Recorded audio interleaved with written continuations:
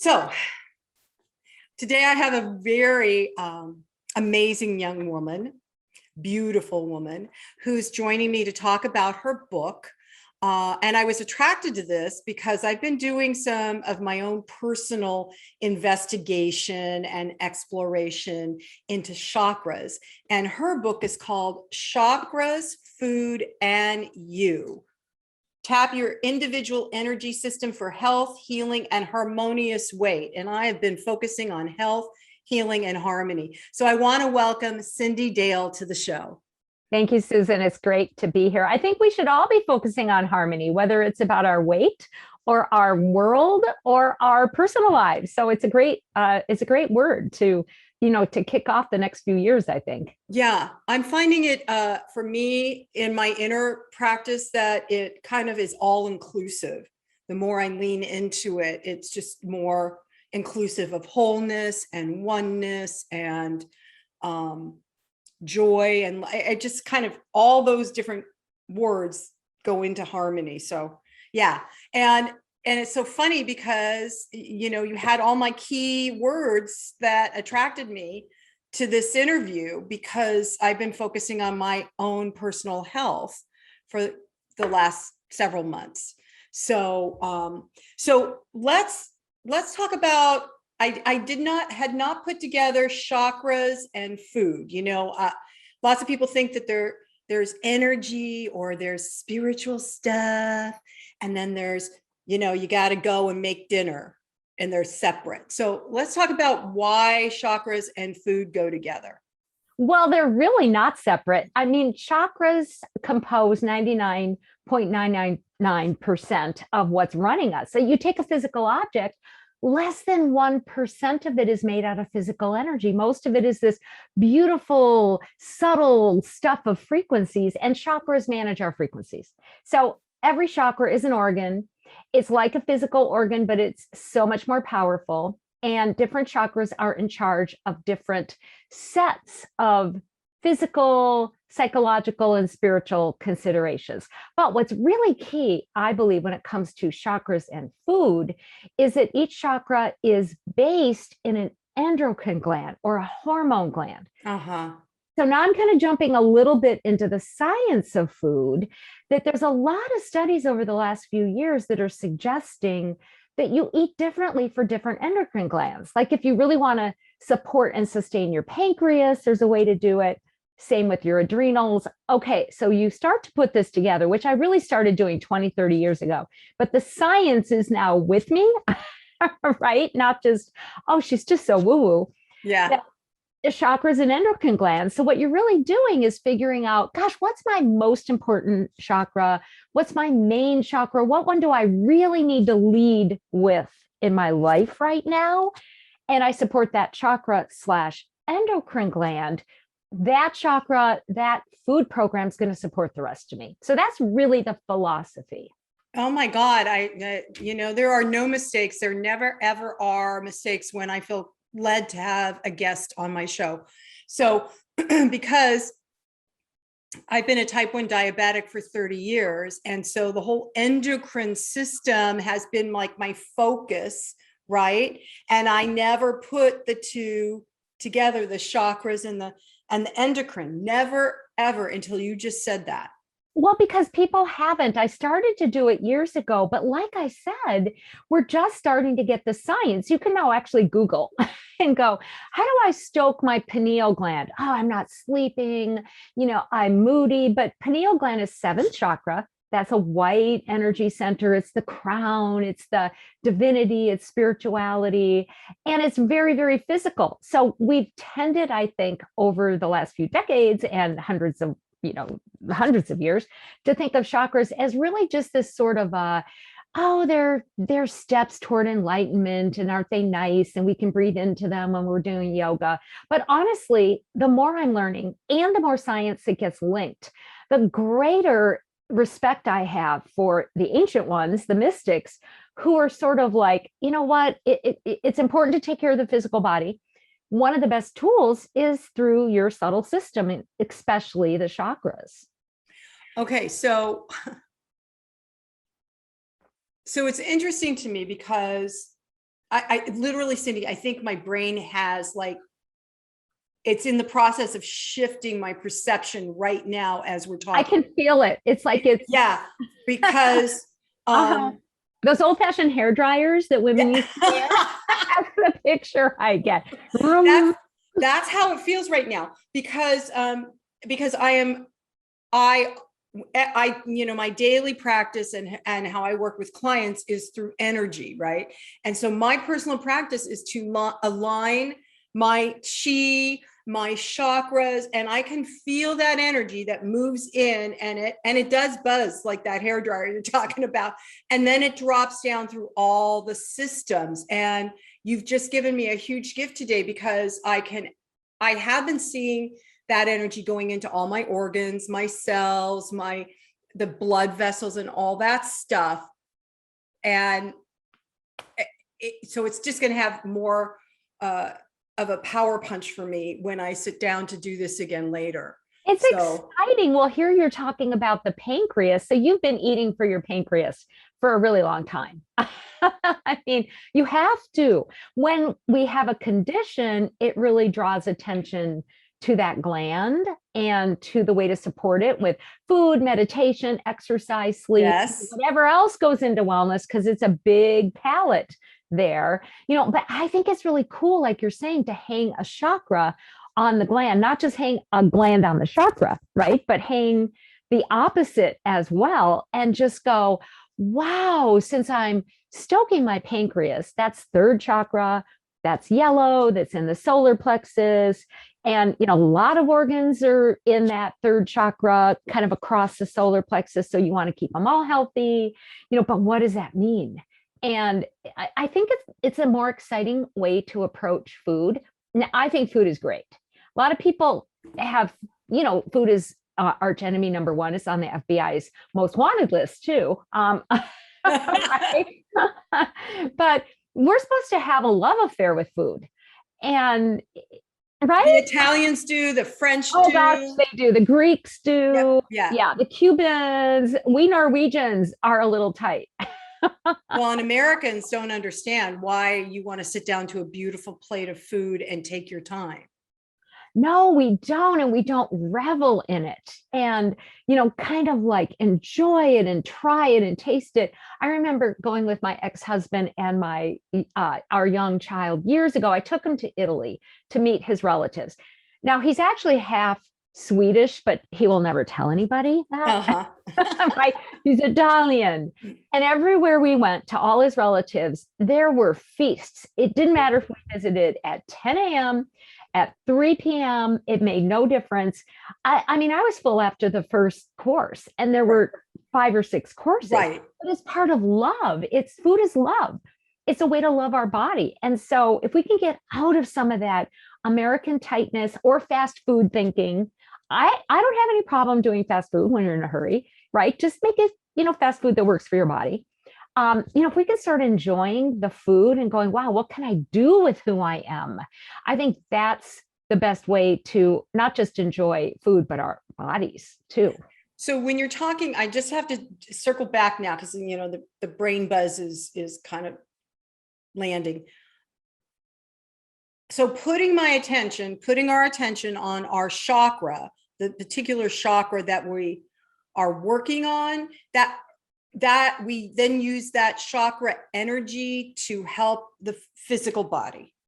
Yes, we can draw on that chakra energy, and we stoke that chakra's energy. What do you mean by stoke in terms of a chakra?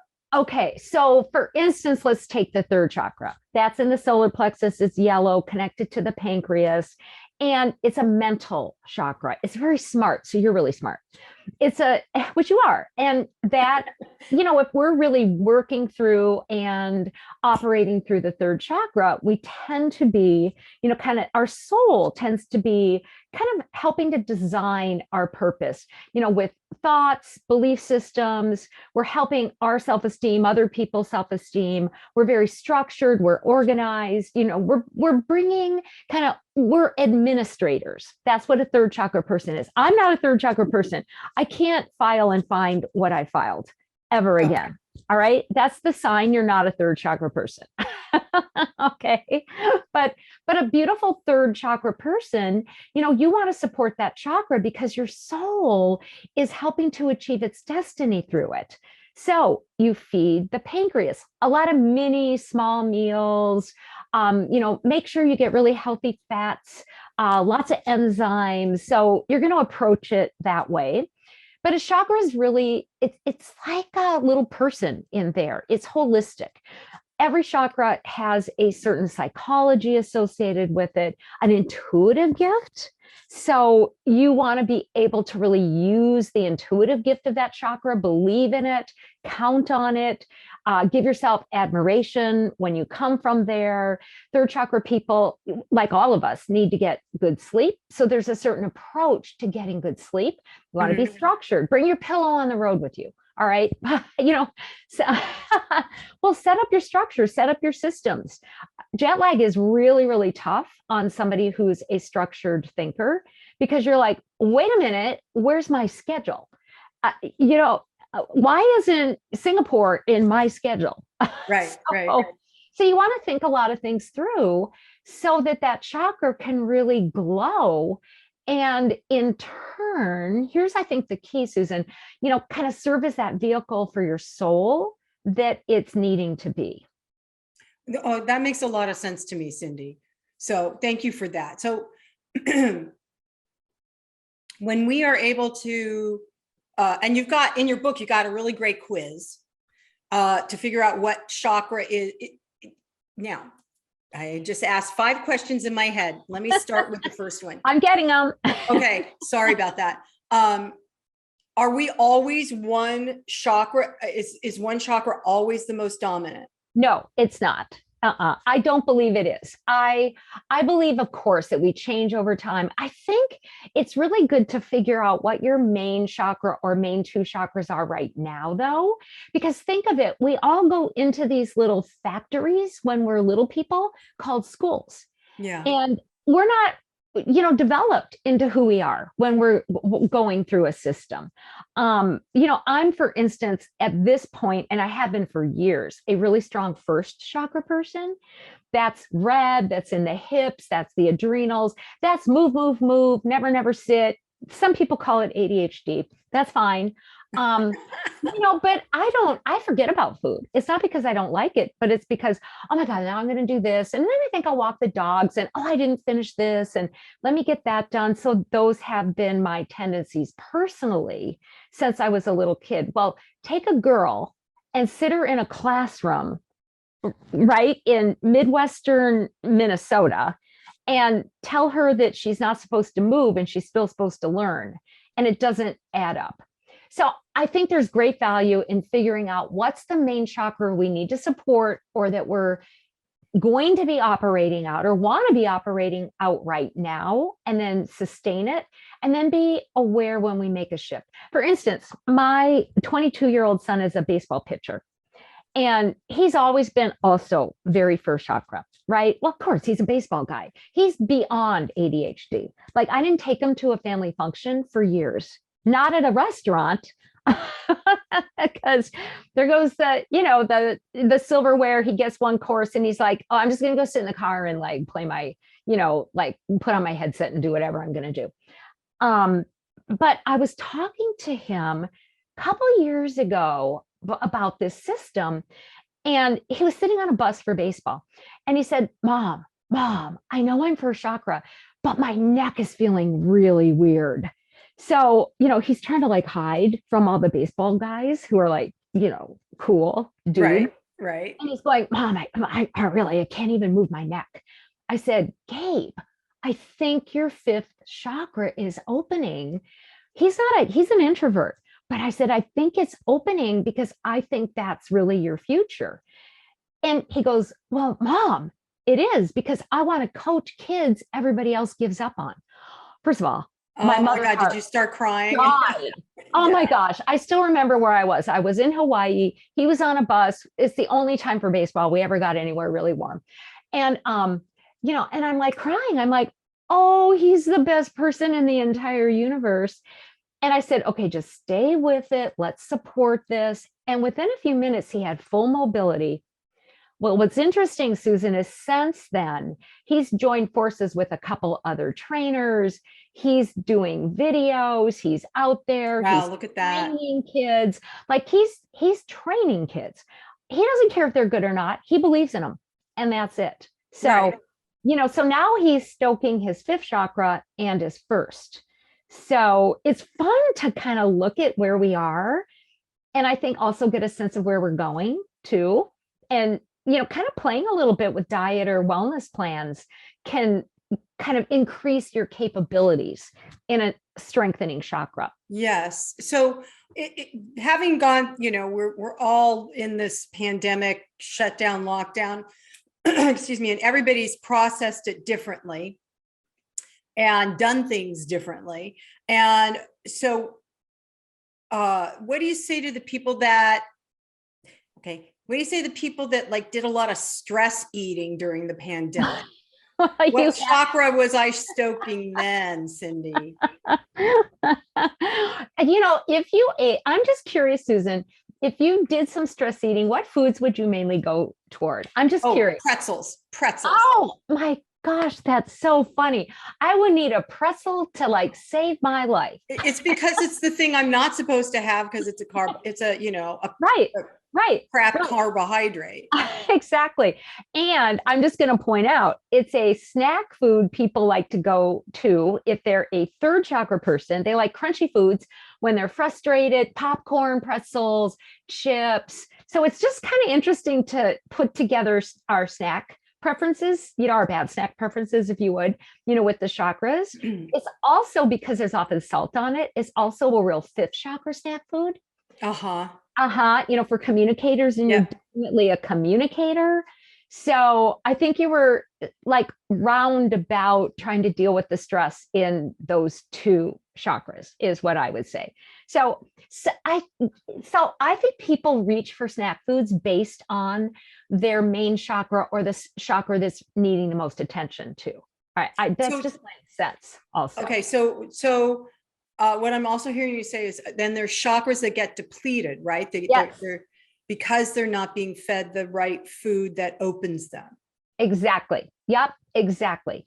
So as a first chakra person, like if I'm going to snack typically, because I'm supposed to eat a lot of good protein, I'm supposed to remember to eat breakfast, which I have to say, though I wrote the book, I have to keep reminding myself, I just eat avocados. So, you got to find your thing. You find your thing. You start the day right, and you're going to do better during the whole day. All right. So, my snacks are a little willy-nilly because I tend to more ignore food until it's like open refrigerator, eat the pot roast kind of thing. A second chakra person, which I can sometimes be, I think a lot of us have this happen, especially we women when our hormones are strange, because second chakra, that's the abdomen, microbiome, ovaries, testes. Oh, it's muffins, pies, cake. I mean, anything like that. And, so I know when I used to get my period, thank God I don't get it anymore. Yeah. I would flip into that second chakra for a week or two. And I'm like, that apple pie was my best friend. I'd skip the apples though. Right. Right? I'm with you. Just give me the pie part. That's good enough for me. So I do believe that we get cravings for a lot of different reasons. Some because our chakra is depleted. And so maybe we'll go for the less healthy foods associated with that chakra just to get some energy, just to stoke that endocrine gland, just to like put our head above water. I think sometimes we get cravings also, and this is a little bit more with research too, because we're missing something in our diet. And this is kind of why it's really helpful to follow, at least start for a while and follow like something like a chakra-based program, because you start to trust your instincts, you start to trust what your body wants to eat, and you may not go in those crazy, stress cravings. Like for the last 2 years, for most people, it's like your rituals are different. Your people are different. If you have people, they're different. Right. And we're absorbing everybody else's tension. I mean, the fear is just everywhere. Anger was everywhere. We're just picking up everybody else's feelings. Other people's feelings or energies inside of us can give us their cravings. So are we eating for that's us? true. Who are we eating for? Right? Right. That's a And good question. it's a really good question, because I know that I stopped going for all those muffins and all that stuff. Oh, I like a good muffin every so often. It's just fine. But I stopped going for all of them when I did some inner work around how I was over bonded with my mom. Mm-hmm. And I really believe a lot of my cravings growing up were emotional issues about her, Yeah. and or her Hers. emotional issues. Hers. Yeah. Yeah. Yep. Well, that's that right there too, Cyndi, because I can say absolutely I had that going on too, and maybe that's also still why I default to the thing that used to taste really good as a kid, right? But doesn't taste as good. I know it's subtle energy though. I mean, so if somebody cooks me a meal and they're doing it with love, love is a subtle energy. So is hate. So is everything else. We know that different qualities, different emotions actually shape molecules. So if somebody makes me food and it's with love, that's going to have a very encouraging impact on my body.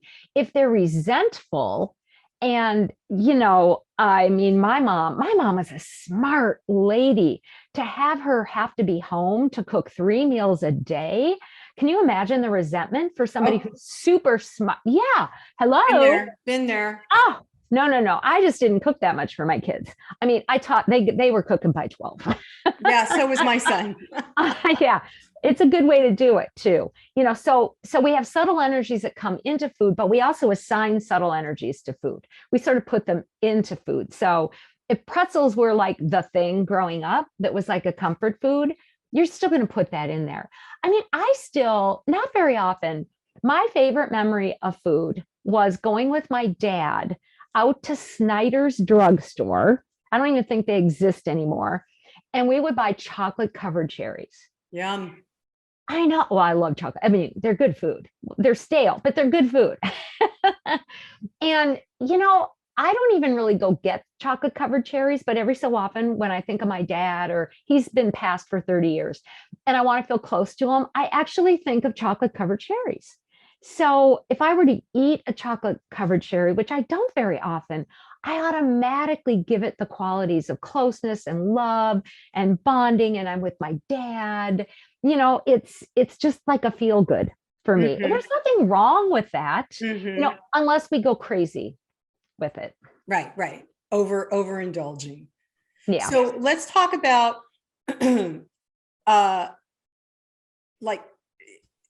so my son, I raised my son as a vegetarian from conception. And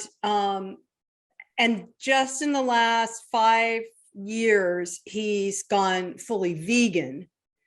And so when we go out to dinner, I can't eat anything he's eating, and he won't eat anything I'm eating, because I need to have some protein, and I need to not have, because there's tons of carbo and nut-based stuff in the plant-based foods now. And I have several friends who are vegans, and they believe everybody should be a vegan or a vegetarian. Well, you can't. I mean, we're different people. I went vegetarian for a year and I was so weak. And again, I'm first chakra, I'm a doer, I'm a mover. You need a lot of minerals, electrolytes, and protein for the adrenals. I was so weak. I mean, I ate shrimp, which wasn't really exactly vegetarian. I cheated a little bit, and I just couldn't even think. I really believe we've got to give ourselves grace, and we have to give other people grace too. Yes. It's sort of like religion, like my way should be everybody's way, and maybe not. Right? No. So because it's not this is what we're seeing in the world right now. It is not a one size fits all. It's not I say therefore everybody should do it. I'm wagging my finger, Cyndi. I will do it with you too. Yeah, because Gotta get out of that. Because it's not because each of us are so different energetically, even though we have a lot of the same working parts and components energetically. And this speaks to the chakras, whichever chakra you're seated in or operating out of, or whichever chakra isn't open, right? Isn't awake yet. Yes, you can also go that direction, and fuel a chakra that maybe you get a job as an accountant, third chakra, right? And you gotta fill out those forms. And you're a second chakra creator, feeler. Well, first of all, it's probably not the best match, except there are a lot of creative accountants. So, but you need a job. You're a bookkeeper now. You're a CPA. You've just got to do it. I would say, like still, when you want, especially on the weekends, you're creative, inspired, second chakra self. But during the work week, maybe you want to eat for the pancreas, because otherwise you're just going to blow up. A lot of little, mini meals. Keep yourself going, keep your mind working, fuel the brain, which needs glucose. It needs carbs. It needs, balanced little mini meals in order for you to think, because you're a different person when, not the whole different person, but you're like a different person at some level when you're working on one chakra rather than another chakra too. Yeah. Yeah. So then let's talk about, because in your book, Chakras, Food, and You, right? I saw this chakra diagram at the beginning, toward the beginning, that had a bunch of other chakras I was not aware of. And I love finding new things I didn't know about. That's because I'm a third chakra person, right? You are, yes. And you like talking about them because you also do fifth chakra communicating. Yes. And this has been pretty open most of my life. I bet. I got in trouble a lot for talking in class. Oh, then it's a strong gift that you have. Okay. Or I'm learning how to corral it. But you've got in this book, okay, and plus the way you describe the chakra types. I had not seen this before. Of course, like I said, I'm kind of new to chakra, looking at chakra stuff. I know they're there. I can feel them in my body, but I'm just going to read out some of the types, and then, cool. So there's a manifester, creator, thinker, relator, communicator, and visualizer, and spiritualist. Yeah. And the way you've leveled them in makes complete sense to me. But then there's the next piece about the mystic, the harmonizer, the naturalist, the commander, and what's uniquely you. So let's talk about some of that. Okay. I love talking about the 12 chakra system. So I'm backing up. When I was a kid, I saw chakras. I saw auric field chakras. I talked to ghosts. I was that spooky little kid. My parents were like, oh, there she goes again. I didn't know the word chakra. I was a white Protestant. You know what I mean? The devil ain't a good thing. And if you go too far out of the coloring lines, you're in the category of doing devil work. So I only found out what those orbs were, the colors were, that I was seeing when I took a healing class when I was like 27 or 28, and then I really got into traveling and learning from other cultures, energy, healing, intuition, not just chakras, but, how does all this come together? Right. But early on, I put together a 12 chakra system. And it's gone around the world. It's kind of cool because I saw those chakras. So I don't care if people do just the 7 standard chakras and or add those extra 5. I have a client who does an Atlantean chakra system. Oh my gosh. Yeah, it's a pretty cool system. It's sort of orb-like. There's a Cherokee system. I have a book. I don't think I have it in here.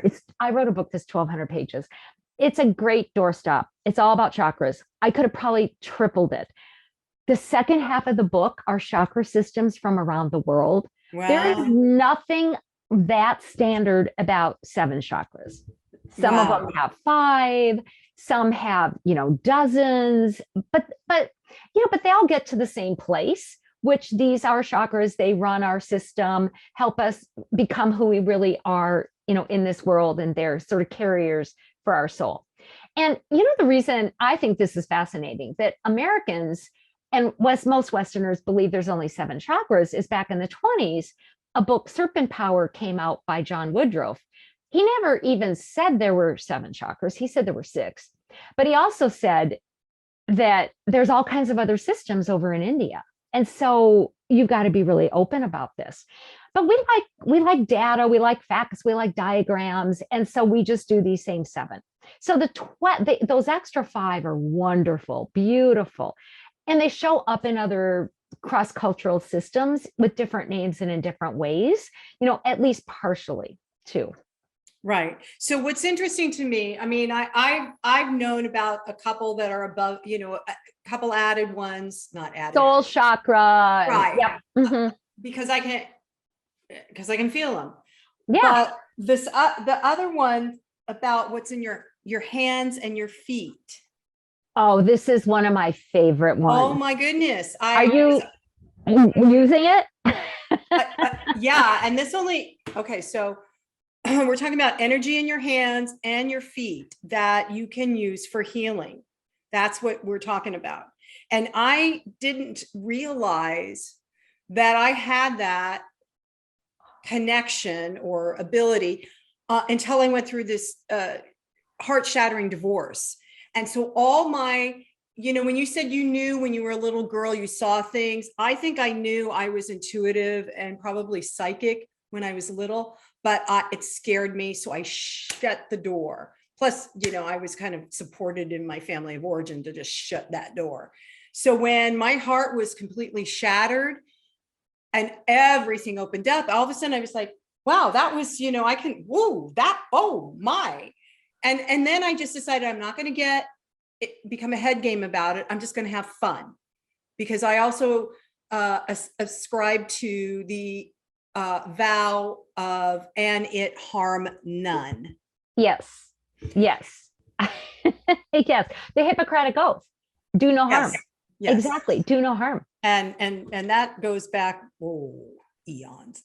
Good. Are the chakras in the hands and the feet all one chakra? They are. Now, there's also secondary chakras in the hands and the feet, right? Mm-hmm. So in like traditional Chinese medicine, in the feet, that little indentation, they call it, the bubbling springs. So there's also secondary chakras like in the palms and in the soles and, other places too. And yes, from a chakra point of view, not so-called the meridian point of view, also the hands and the feet are part of a larger chakra. I just call it the 11th, the commanding chakra. I always see it as rows. I think because red is physical, right? It's physical. White is spiritual. And you're really, like you're saying, do no harm. If you're going to command forces to help, to heal, to walk on water, to raise the dead, to pull a coin out of the air. I mean, to do all this and more shall we do. I remember Sunday school, like going, well, Jesus said that, so why are we doing nothing? Yeah. Hello. Right. It's a shamanic attribute. It's a healing attribute. And I think, like with everything, any special power we have or any natural ability or power that we have, we're constantly questioning and need to question, am I in alignment when I use it or not? Like a lot of times when we instinctively do something, it's smart, right? It's sort of like, well, I just need to help this person, or I can't let that, person harm me, or, I'm going to stop them from hurting my child, or whatever it is. So trust your senses of things, but when we're working with a power like that, commanding natural and supernatural forces, we do want to say what's, my will, is that different than whatever you might want to call divine will? Where do they align? That's what I'm going to be an agent of. So do you feel that your hands heat up? Oh, yeah. Yeah. That's what most people feel when they're being called, to help through that 11th chakra. Yeah. And my current spouse is his ability to do healing energy through his hands is, and he wasn't aware he was doing it, but he loves to give everybody a big bear hug. And when people come out of a hug, men or women, out of a hug with him, they're like, I feel so good, and he's just hugging them. It's so lovely, isn't it? It's wonderful. And it's funny. So let's talk about the big chakra that in your diagram goes around all of you and that you call uniquely you. Now, explain that to me. Yeah. Well, there's a 12th chakra. And if I'm going to assign it a color, though, I really would have to say people would probably have a really unique set of colors. It may not even match anything we see on this planet, too. All right. So I think of it as opalescent or translucent or pearlescent or some such thing. And it on the outside of us is, I just call it the 12th chakra. It's a very boring number. It's not a boring number, but it's a boring label for it, but it's unique. It's like the outside of our spirit. It's like it contains us in our own essence and our own spirit. And I believe the easiest way to connect with it is in the middle of our heart. So it's that what's within, is also outside. What's outside is also within. But what's really fun with that 12th chakra, what I love doing is, kind of coaching people to figure out what is unique about themselves. What does their spirit or their essence carry, even in terms of a gift, like an ability, a capability that nobody else has. And I helped a client do that years and years ago. This is actually my favorite story from and about that chakra. She called me, didn't tell me much about herself, except I knew she was a graphic designer, right? And the pictures I was getting, because I get a lot of pictures clairvoyantly when I'm working with people. In my everyday life, I'm just sort of like, what feels right, energetically, physically is like what is right for me. So I got this image of her marrying her husband in a castle. I said, did you marry your husband in a castle? She goes, well, yes, I did. And I said, is he royalty? He's not Prince William, right? Okay, just like to put all that out there. She goes, well, he is. And I said, well, they're like evil stepsisters there who were like really mad that you got him. She goes, well, yes, they are. There are, and they still call him all the time. So that wasn't really about the 12th chakra, but it was sort of interesting that I knew I was on. Okay. Then I said, I think graphic design is a beautiful calling, and it obviously uses your creative skills. But when I look in your 12th chakra, like it was sort of, I looked in her outer field, the image I got was of her writing stories and the ends would come true. I said, do you do that? She goes, how do you know that? I go, I'm just getting an image. She goes, well, I've done it 3 times. I've written 3 stories for friends and the end came true. For instance, she wrote a story for her friend's 4-year-old who had leukemia and he was healed. Oh my God. Intervention. All right. So here's the other interesting part. I said, have you thought of using this ability to help people, to help yourself or help people? She wouldn't do it. She wouldn't do it. I think sometimes we do carry this fear that, all right, if I was alive in the 1500s and I used my gift and I got killed, I ain't going there anymore. I mean, when am I going to call myself? And who's going to help me? Who's going to train me? And what if I do the wrong thing with it? Right. And yeah, it's scary to kind of, I think, even own that we're unique, much less kind of figure or fumble our way through it too. Well,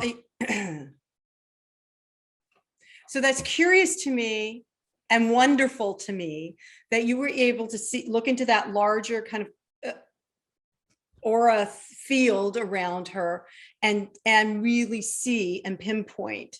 And I believe, Cyndi, that we all have those kinds of capabilities to see beyond the actual touchy-feely physical world if we allow ourselves that permission. And this woman, it sounds like it was so traumatizing the several lifetimes before, which I also believe, having been in that, right?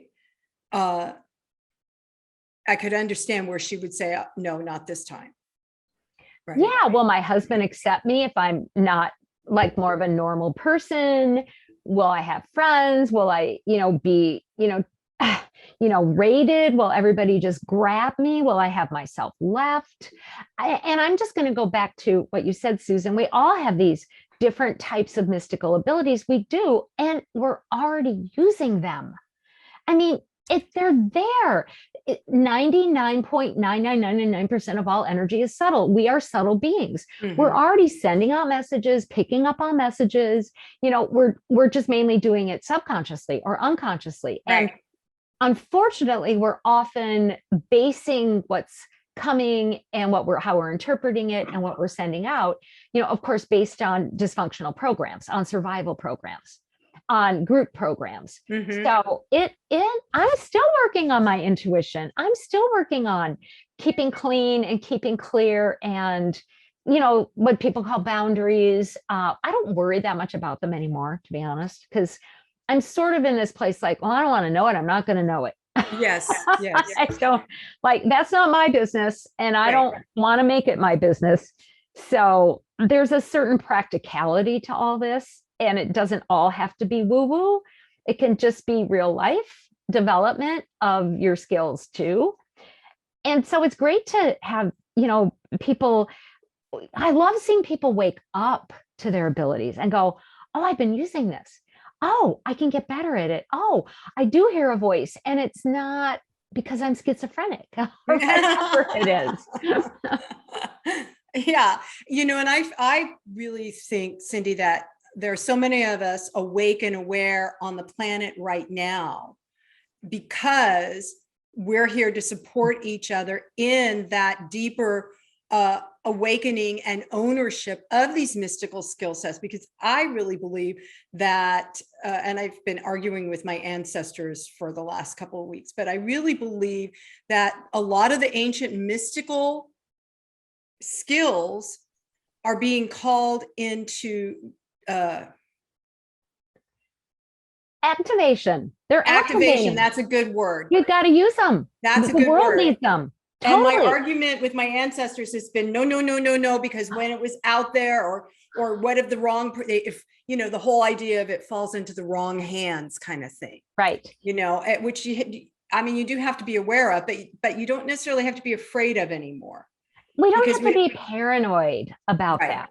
Exactly. And so many people are. I know. Hopefully we're here helping each other not be paranoid, Cyndi. Yeah, that's what we need to do. Let's help everybody not be paranoid. Right. And it is a really interesting thing because it's like something people keep secret. And I don't think you need to go out there and tell people, do you want me to tell you what color your aura is? There is something called boundaries. Like It's not when it's not our business, it's not. But I look at my sons and there's 10 years difference, and what a difference those 10 years makes to some extent in the acceptance of all this. My youngest, the baseball player, like he'll text me in the middle of the night. Like I've helped him with his baseball, find his issues, clear his issues, increase his velocity. Sometimes it doesn't work. It's not magic. Okay. Right. But he'll text me like, Mom, kind of when do you think my velocity will pop? And he'll do it in the middle of the night because I tend to have fewer boundaries then. Right. And if I get an answer, I'll tell him. If I don't, I'll say, I don't know. I'll see if I get a sign.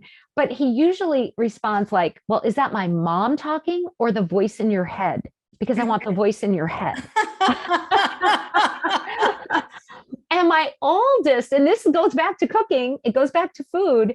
He's sort of a little, I don't want the world to see me as weird. He's been in media, politics. You just got to be careful with image. It's about, and in a positive, smart way. Yeah. But a few years ago, he was with his partner, who he's still with. I love her.